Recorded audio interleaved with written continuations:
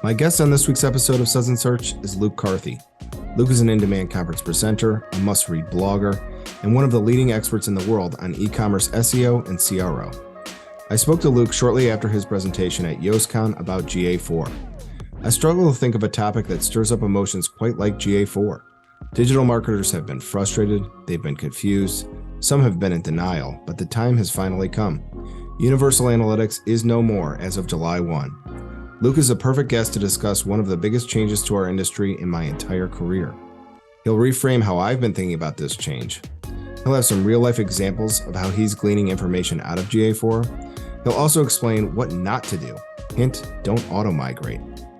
Grab something cold to drink and join me for a conversation with Luke Carthy. We'll talk about how UA is like Gousto, whereas GA4 is more like the supermarket. We'll talk a little bit about how to make GA4 more useful for marketers. And we'll spend some time chatting about how, of all the Google rebrands, Looker Studio was the worst. Luke Carthy, welcome to Suds Search. How you doing? Yeah, really good, Mark. Thanks for having me on, man. Can't wait to get into the conversation, see what we're about. I'm looking forward to it. You're winding down your day, and I'm just getting started here in Chicago. But where I thought I'd start is a conference presentation you did at Yoastcon recently about GA4, and I really enjoyed watching it.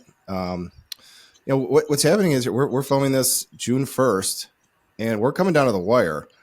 This change is coming in a month. So admittedly, I'm not totally ready, and I get frustrated when I go in there.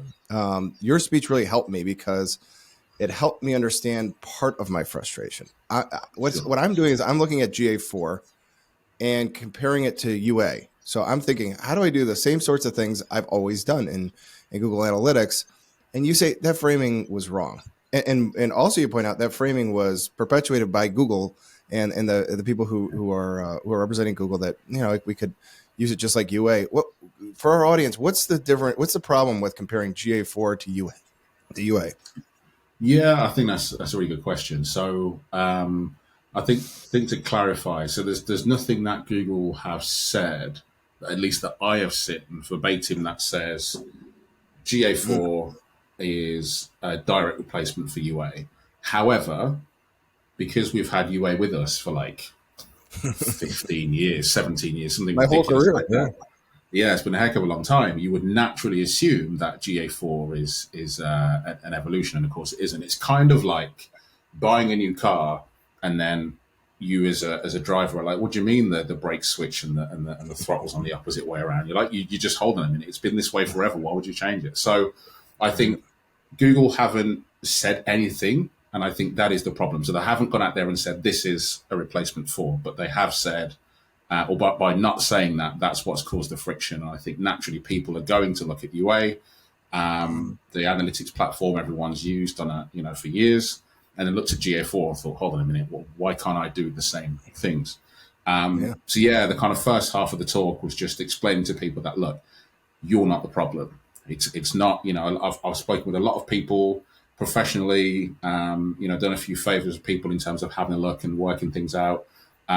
What's most often the case is that it's just changed. It's a transformation, and it's a different way of thinking. It's a very, very new product when you compare it against the likes of UA. So that's really the crux of the problem. Awesome. Yeah, and I think you gave me a little hope too. So you say that GA4 is not a tool for marketers. It's a tool for analysts, which we should get into. But that's cool. But I'm a marketer, so this is a bad news for me. As I said, there's some hope though. The way that you frame this is a comparison between Gousto, which for people in the US, we have HelloFresh, where you get the recipe plus the ingredients delivered to you. Anyway, you say UA is like Gousto, whereas GA4 is more like the supermarket itself. Help me understand this, if you would.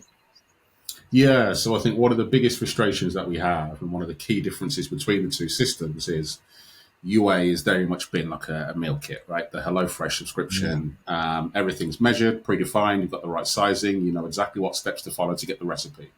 And I kind of akin that to like the standard reports we have in UA, landing pages, acquisition, default channel groupings, your kind of standard paid search, Google Ads report. It's all done, prefab for you. You just look at the data, customize it a little bit with like secondary dimensions, add some segments, good. But for the most part, those reports already exist. In GA4, it's like, yeah, no, that stuff does not exist. You have to then go out of your way and build it. So my example and explanation is that GA4 is literally like a supermarket in the sense of you can cook the exact same meal, but you first need to determine the products that you need to buy. Nothing is kind of given to you. So you've got to decide what brand of tomatoes you buy. You've got to walk down the aisles, pick things. You've got to create your own recipes and all that sort of good stuff, which is great because it means you can perfect it and you can customize it and refine it specifically to your use case. But it's a frustration and a real pain when for years we've had those reports and primary dimensions and metrics defined and kind of baked in for us. And that I think is really the biggest shift. So we've gone from predefined reports made for marketers, nice and easy, get the data, to an incredibly powerful platform where everything is bespoke. And that is now a real kind of playground for data analysts. And that's the shift. And Google never explained that it's a product for a different audience. And I think that's why everyone's kind of up in arms and frustrated and confused and a bit, naturally anxious about making the switch because it's a very different product. Yeah, and I love it. And I mean, I keep going back to my brain, which is to look at GA4 for the exact same things as UA. Okay, I get it. I'm going to have to do some work to get the data that I want. There's not an outside the box solution that we can use for GA4, but then there's this auto-migration feature that's right there. We just click it and start, and you say, not so fast. Like, be careful, be wary. What words of caution do you have about this auto-migration feature? Yeah, so it seems like the elixir, doesn't it? And the solution, it's got to fix all your problems, and then you can just put it away and never have to worry about GA4 again. Look, when it comes to the auto-migration feature, what's really important is that the way that UA measures events and the way that GA4 measures events are very different. And loosely, to kind of explain it, we have been used and almost understood the way that events work in UA is, of course, category, action, and label. We've lived by that for over a decade. Now, there's pros and cons to that. The pros being it's really simple, 3 parameters of data, straightforward. The downside to that is, and you may have had this situation before, where if you want more than the 3 parameters of data, you struggle, right? And this is kind of where do you put action and maybe can you recycle some things or it gets a bit cumbersome. While in GA4, it is what it is. You build whatever it is you want, whether you want 3 parameters, 10 parameters, 1, none at all, that is completely your call. So again, another really good example of supermarket versus meal kit. So like GA, if you move over your UA category action label, then you're literally just removing the limiting factor of UA over to GA4, which means that you're not properly embracing GA4. And actually what that means is you're not leveraging a bunch of stuff, including e-commerce reporting. That doesn't move across automatically. If you've got any custom events and goals, they are tricky to kind of build into GA4. So I think what's really important is if you have a situation where auto-migration or nothing, then yeah, absolutely, auto-migration is the best solution. But there is way more potential and flexibility, and you are using the products far more effectively if you migrate properly and manually as opposed to using auto-migration. So really, it's kind of like an emergency switch to keep tracking active, but it's not by any means, in my opinion, a full-time solution to replace a manual integration of GA4. Yeah, I completely agree. So maybe if you're the florist or the dry cleaner who just does this on weekends and nights, maybe that auto migration. But for anybody who can really invest in marketing, move through with it, that registers. So yeah. I also want to agree with you on something. Looker Studio versus Google Data Studio. Can we protest this change of all the rebrands? I think I hate this Looker the most. It sounds gross. What happened in this whole situation? For the rest of this show, can we just call it Data Studio so I don't feel weird every time I say it? Let's do it. I'm in full agreement with you. I don't know why they moved to Looker Studio. I've got a feeling it's something to do with a copyright infringement or some spat between like Adobe and Google somewhere or something that I think is really trivial as a consumer, but for Google, it's a big deal. It just doesn't make sense why that rebrand would happen. Yeah. But the good news is, even though the name is terrible, the tool itself is pretty solid. But actually, if I can, lastly, just to tap into the auto-migration feature, what I'd recommend people do, if you're desperate, is do both. So have two properties, one which is auto-migration as like a catch-all, just in case, prevent data loss, and then have a second one that you do manually. And that way you at least have the best of both worlds in that situation, right? So that could be a kind of good bit of insurance. Worst case, but still tracking, and then, your manual one that you have as a separate property. Nice. But yes, I'm with you on the Data Studio battle. I just don't get the rebrand, but it is what it is. We move, That's right. And you're right. So the thing is, we've talked a little bit about GA4 here. Now we really have to talk about Data Studio, because the regrettable rebrand aside, you say that if you're a marketer, you need this Google Data Studio because the native interface is just too clunky. It's not, for you logging into analytics anymore and looking at the native interface is not the best way to analyze client data. Data Studio is. Do I have that right? Have I captured this sentiment right? Yeah, I think you're absolutely right. And there's always going to be an edge case and people who are free to, have their own opinions and build things the way that they wish to. But I think when I'm building out new GA4 properties for clients, I will use the native GA4 interface for debugging, making sure things are behaving properly, very quickly running in, getting kind of data that I need to. But it's scrappy, it's time consuming, and it's fractious, right? But it works. But if you want to have something where it's more representative of UA that you know and love, so just having prefabricated reports, then Data Studio is absolutely the layer we need to use. So I think, in my opinion, you go away, you build the reports that you want, that you love, that you're used to in Data Studio, and that kind of gets rid of some of the frustration and hesitancy and barrier to entry of GA4.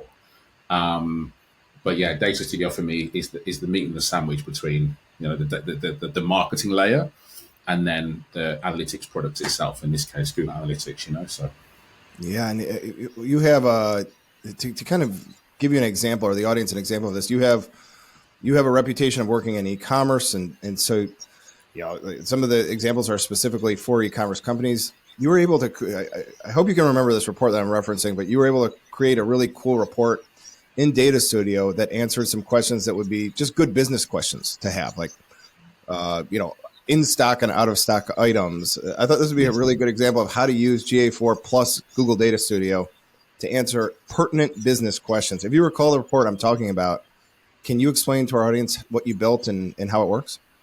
Yeah, for sure. So the kind of mechanics behind it was a bunch of custom data, if I'm honest. So there was nothing really that was out of the box. But that being said, it was relatively straightforward. So to avoid sending the audience to sleep, I'll make it brief. But really, to give you an example, there is an item in GA4 or an event in GA4 called view item. And that is the equivalent of I forget the name of it in UA now. It's been a while. But that then, what that does is fire an event to Google Analytics when a visitor has viewed a specific item. So that has the price, the name of the item, the order in which it was in, the brand, and a number of other parameters. So all we did is building another custom parameter, because of course in GA4 you can do that. You can build in within reason as many as you need to. And we just had another parameter which was stock status. And all that did is when somebody viewed an item, for every single item they viewed, we pulled in the stock status at the time of the click. And that then allowed us to build a Data Studio report that said, hey, let's create a report that shows you how many visitors are seeing products that are out of stock versus in stock. And then as another layer of granularity, we then added what particular channels are they coming from. And what that really allowed us to do is identify, first of all, which channels were driving the least engaging clicks, because you don't want lots of traffic going to out of stock stuff. But more importantly, it allowed us to understand how much money we were wasting by sending paid traffic to out of stock lines, right? Because that for many businesses is like immediate pain. If you can shave 15% of your click waste by killing off clicks to out-of-stock products. That's an immediate win, immediate cost saving, immediate revenue grower, right? So like little things like that. Now, that is not a report that exists anywhere in UA. Like that's never something we've had.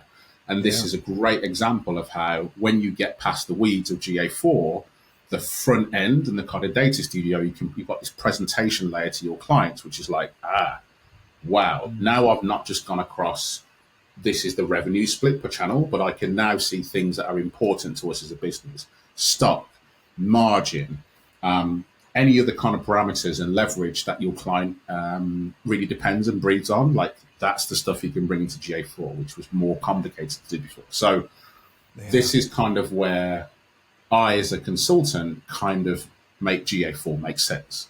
But for someone picking up GA4 who's always used UA, it's just like head in hands, what's going on, you know? Yeah, and I think this is so good because you're thinking like a business advisor now, not just like an SEO. So you can actually help them with things that they maybe don't even know exist right now. So I think this is a great example because I've had a few pity parties myself about GA4. I get bad imposter syndrome when I go in there. I get frustrated and it feels stupid and like I can't figure this out. But it seems like it's worth it. Going through that process of being frustrated. That's how everything works in this business. You get frustrated, eventually you get into a rhythm, you figure it out. But what I thought I heard, and I want to just kind of press this more, is there are going to be things in GA4 that are better than UA. Because of this customization, because you can go to the grocery store and get whatever you want, it's not different. It's better too. Can we unpack some of the ways that you're seeing? That was a great example, but some of the ways that you're seeing GA4 actually improve insights for a business. Yeah, for sure. I think it's just having greater control of what it is that somebody wishes to measure, right? So let me give you another example. I have a client right now that has a B2B and a kind of DIY end user consumer level website. So it's about a 70-30 split with the biggest share kind of being trade, but they really want to push for the next couple of years, making consumer level spending higher because of course the margin is greater, it's a bigger untapped audience, all that sort of good stuff. So we really worked on a way to bring in those custom metrics that are important to them into GA4. So one is like account type. So are you DIY? Are you trade? Are you, we've got another level, which is like supersized trade, right? So like you pay by credit, you've got a huge amount of money, maybe 6-7 figures in credit, just ready to spend. I think they call it like integration. But then of course you've got how many transactions, lifetime spend. You've got account ID. So maybe you've got, one account, but 7 different users. So they wanted to measure all of this. There's each customer is assigned to a particular branch. So they wanted to understand which branches were driving the most amount of online revenue. And these were questions that they couldn't answer before. Or if they did, it had to be meetings with finance teams and then doing a bunch of VLOOKUPs and then getting data from here and there. And it'd be a good week's worth of meetings and conversations just to get to the answer. So we've now been able to build into GA4 all of those data parameters relatively easily, and now create a dashboard that gives them all of that intel. So best performing branches, consumer spend and whether that's increasing or decreasing, top performing customers. And that's just stuff they open up, switch a date range on, and they have the answer. So there's no more digging around for like hours and having painful meetings and doing VLOOKUPs and then kind of wondering if the data is accurate because there's been so many steps in getting there. So that is something that, don't get me wrong, you could have done in UA, but it would have been ironically a lot more difficult to do it in UA than it would be in GA4 because of the whole limitations and simply kind of almost simple construction of how UA works. While GA4, yes, the barrier to entry is higher, but because it is so configurable, you can kind of just make it whatever the heck you want. So I use that as a really good example of like where you can stretch, pull, and customize GA4 in a way that we've not been able to do before. No question. Yeah, I think this is fascinating. I mean, the last thing from your presentation before I move on, I saw at the beginning, you have this funny image of a rodent eating the last bits off a piece of corn. And it reminded me like, this stuff's going away. Your UA data is going away and we only have a few days left. What should we be doing with our UA data in these final days that we have it. What advice could you give to our audience? Yeah, so I think we're definitely at a crossroads, and if you've not been here up until now, then this is ever more pressing, right? But Yeah. you really have a decision to make. The option one is kind of to ignore it, which is a bad decision, but there will be people out there who will ignore it for a multitude of reasons. But you can ignore it. You can migrate, whether that's auto or do it properly, or you can use something else, right? And go to something like Plausible. There's a number of other options as well.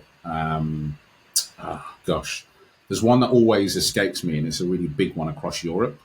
Matomo. So Matomo is another great example. But my point here is you've kind of got a decision to make. My advice in these situations is if you are not ready to kind of invest the time, energy, and money into migrating, I fully respect and understand that. More so for the small businesses, the independents, the ones that aren't really tech focused. It's intimidating. I get it. So in my opinion, in those situations, I would say auto migrate and also plumb in a third party analytics property. So something off the shelf, whether it's Triple Whale, as I said, Plausible, Matomo. Now, the beauty of that then, you've got a baseline, albeit it's thin, but it's a baseline. And you also then have the ease of use of using another third party. So you've just got nice, simple, prefabricated reports. Now, the beauty of having both data feeds is that, let's say if one of those third-party analytics platforms decides to get bought out by Google or Adobe, we know these things happen, and it goes from an accessible $20 a month product to a, $15,000, $20,000 a year kind of solution, right? Which happens. You're at a situation then where if you don't have that original Google Analytics baseline, you have a massive data black hole, and you either have to make a decision to pay that big amount of money or just deal with the fact that you've lost the data. So it kind of removes the reliance and lock-in to a certain solution. Other thing to mention as well is that by keeping Google Analytics as a baseline underneath, all your Google ads, all your audiences, all your kind of implementation of Google Search Console are just seamless and easy, and it makes things a lot more straightforward. So whatever you decide to do as a business, just make sure Google Analytics, whether you use it or not, is running in the background, and then plumb in a third party if that's something you wish to do. If you have the money, the resources, analytics is important to you because you're an 8-9 figure online business. You can't afford to make this mistake because there will come a time in 3 months, a year, 2 years from now where someone in the business has an important question that needs an answer and you can't answer it. And I would hate for anyone to be in that situation where it's like, I don't know, it's not something anyone wants to be in. So rather than wait till you get to that point where you're playing around with a lot of money and you're taking a stab in the dark, just spend the investment and get GA4 right from the outset. Well, incredible. And I think one of the things that's going to happen after July 1st is people are they're going to really realize how right they've been or how wrong they've been. It's going to be over with. If people do run into trouble setting up GA4, particularly for e-commerce businesses, I want to point them to a resource you have. It's a video that tells people how to set up GA4. This might not be super interesting on a podcast like this, but it's really, really good resource for people. We'll link to it in the show notes. But tell us about this video you've created and where people can go to find it. Yeah, I appreciate that. So it's a little old. I think it's probably approaching maybe a year, but it's still absolutely valid. And that is a video that helps people who are using UA right now and have UA in the site to use that data that's been sent to Google Tag Manager and actually just push it to GA4 in the correct format. So that means that you don't necessarily have to get developers involved. You haven't got to kind of get access to the site. You can just use GTM to get all that stuff done. And that can be enough to get you over the line. But what I will say is things have moved forward since then in the right direction. And Shopify now has an official, a native GA4 app. So you can just go ahead, get that installed, and all your e-commerce tracking is done out of the box. So there's very little excuse to not move across to GA4. Now all the work is done for you via an app. Magento is the same. There is a number of third-party plugins that are very well supported. I've had the experience of using them, playing around with them myself. Like for me, the only real level of I guess, customization and challenge and difficulty is if you want a bespoke platform. But if you're on a bespoke platform, then typically you're the higher end of business, right? No one really is bespoke is mom and pop. So I think the barrier to entry, at least as far as technical implementation is concerned, and getting the data feed in, is almost squashed. Like the problem's almost disappeared. The issue now is on an interface level and making the data make sense. And I think for that, yes, we need Data Studio. So if anything else, if there's one bit of advice, go and get your app installed. But then actually, I think where people should be spending their time once the data's good is on Data Studio. Watch the videos, read the reports, read the blog posts, and just get comfortable with building reports and playing around with data in Data Studio. I think that will be the way to make GA4 work for most people. Awesome. And then one other resource I wanted to point people to. So if you want to stay in all the news of Luke Carthy, make sure to subscribe to his newsletter. Luke, what's the newsletter about, and where do people go to sign up? Yeah, so you can go to lukecarthy.com. I believe it's /newsletter. I really hope I've got the URL right. I'm pretty sure it's /newsletter.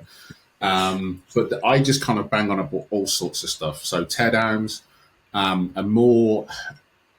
of the more popular ones. We have a confectionery retailer here in the UK. I believe they've actually broke ground in the US in the last couple of years, called Hotel Chocolat.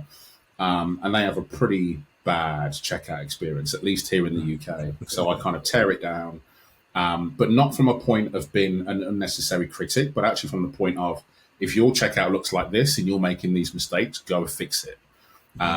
So it just kind of helps people to understand and surface problems that they may not have even thought about. So that's CRO, ecom, SEO, GA stuff. But it all kind of operates and lives and breathes in the world of ecom. Just me basically having a rant in front of a camera for about 20 minutes an episode or something like that. So, well, it's awesome stuff. And you are absolutely one of the, I talk to people every single week. You're one of my absolute favorite guests we've had on here. I feel a lot better about GA4. I appreciate you. We've had some technical difficulties the first time we tried this, so I appreciate you rescheduling with me. Is there anything else that we should know? Like, where are your favorite social media? How can people get in touch with you if they want to learn more? Yeah, so look, I'm pretty active on most of them now. Twitter, yeah, less so nowadays, but LinkedIn. My name's pretty unique, so there's not too many Luke Carthys out there, which is helpful. But the kind of last thing I guess I'd say on GA is that properties are your friend, right? Like, create a live property, create a test one, and as long as you have that clear differentiation, go ham in the sandbox, right? Break stuff, build stuff, destroy stuff, but what you don't want to do is mess around in the live one. But I would love to kind of almost be in a situation where you and I could both look back at this in 6 months and laugh about it, because the barrier to entry is almost just eradicated and it's now nice and simple. We will see, right? That would be nice. Yeah. But yeah. Well, wonderful. Well, Luke, thanks so much again. I'm going to give you a virtual cheers.